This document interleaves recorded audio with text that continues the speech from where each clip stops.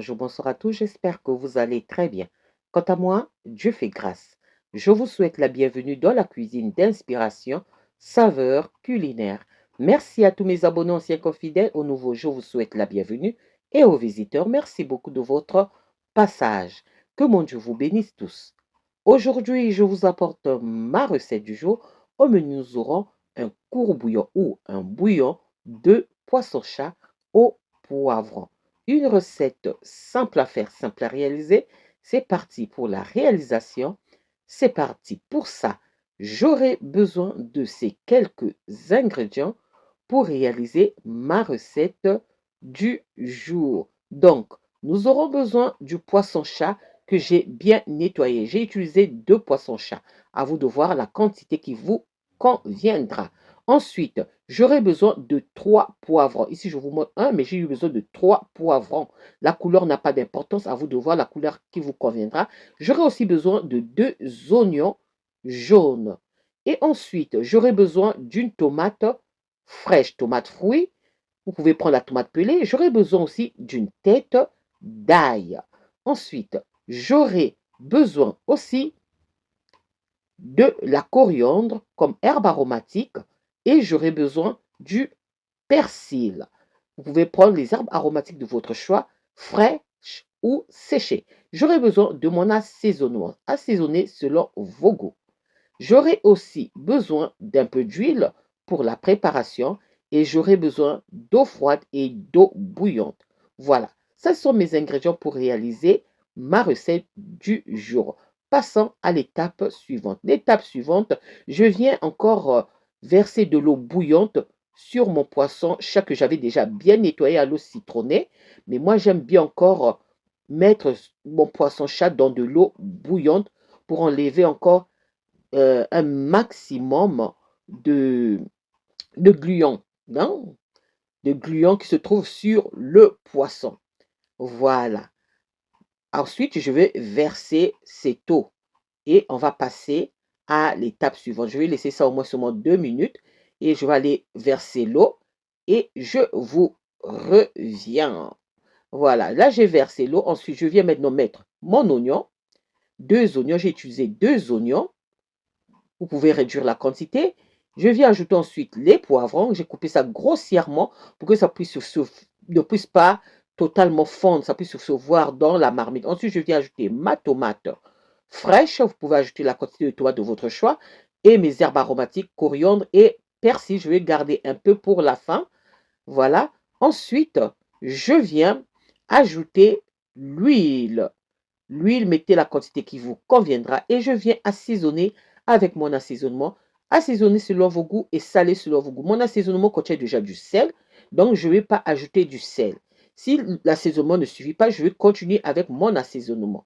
Voilà. Ensuite, je viens ajouter un peu d'eau et je mélange l'ensemble de mes ingrédients. On mélange très bien, hein, comme si on faisait euh, une recette de l'étouffée de poisson-chat, donc l'iboké, comme si on faisait, voilà. Après avoir mélangé, je vais venir couvrir ma marmite. Ensuite, je vais mettre ça au feu. Je vais laisser cuire au feu au moins pendant 10 minutes sur feu doux, le temps que tout ça, le poisson, les légumes puissent rendre leur jus de cuisson. Donc, 10 minutes, je vérifie et je continue. Là, je trouve que ça commence à rendre quand même son jus de cuisson. Je viens ajouter encore 1 à 2 verres d'eau. Mais si vous voulez avoir plus de soupe, vous ajoutez la quantité d'eau de votre choix. Je couvre et je laisse cuire au moins 20 minutes sur feu doux. Voilà le résultat. Et là, maintenant, je viens ajouter mon ail pressé.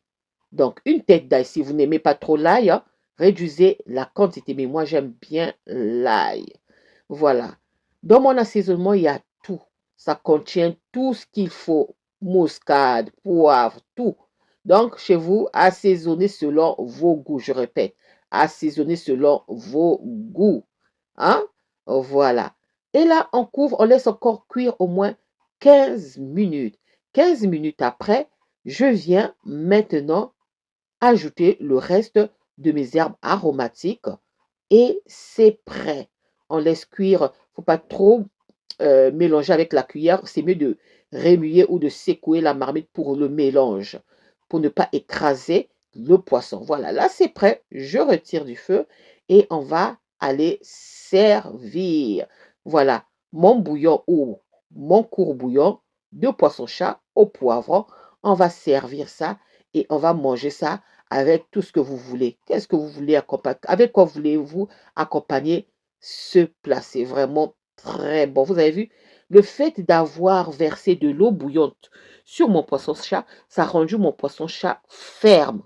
C'est ça le secret, au fait, avec le poisson-chat. Si vous ne voulez pas que ça s'émiette dans la marmite ou ça s'écrase, versez de l'eau bouillante. Vous allez voir, au moment de la préparation, votre poisson-chat va devenir ferme. Ça ne va pas s'écraser. Vraiment.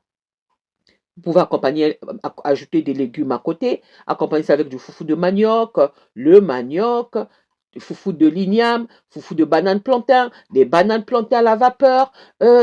À vous de voir, même du riz, pour ceux qui ne mangent pas du foufou, même du riz, les foufous de pommes de terre. Voilà, très simple recette, facile à faire, même pour un débutant, c'est facile à faire. L'essentiel d'assaisonner, de saler selon vos goûts.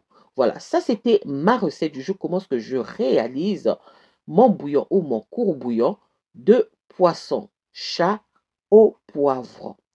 Une recette simple à faire, simple à réaliser. J'espère que la recette et la vidéo vont vous plaire. Si la recette et la vidéo vous ont plu, alors les amis, n'oubliez pas de liker, de partager et de vous abonner à la chaîne. Vous avez vu mes poivrons, c'est ce que je voulais, avoir vraiment que les poivrons soient visibles, les poivrons pardon, puissent être visibles. Voilà, je vous souhaite un bon appétit et une bonne dégustation. J'espère vous revoir à la prochaine recette si Dieu le veut. Alors je vous dis à la prochaine recette. Ciao, ciao. Merci à vous. Que le bon Dieu vous bénisse culinairement votre. Bye, soyez bénis. Merci.